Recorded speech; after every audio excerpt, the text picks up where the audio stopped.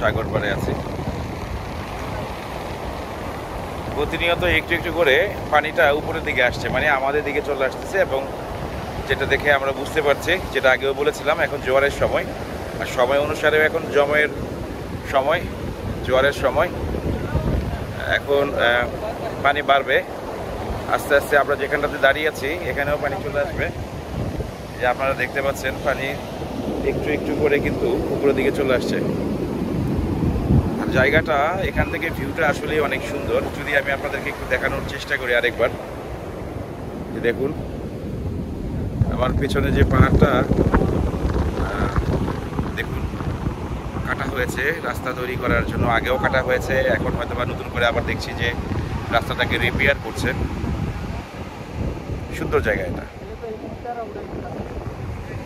But এখানে কোলাহলটা নেই, একদম নীরব, শুধু আমরাই আছি। ভালো লাগবে আসা যাওয়ার পথে। আপনারা চাইলে এখানে নেমে একটু ছবি বা সুন্দরভাবে সাগরের দৃশ্যায়ন নিতে পারেন।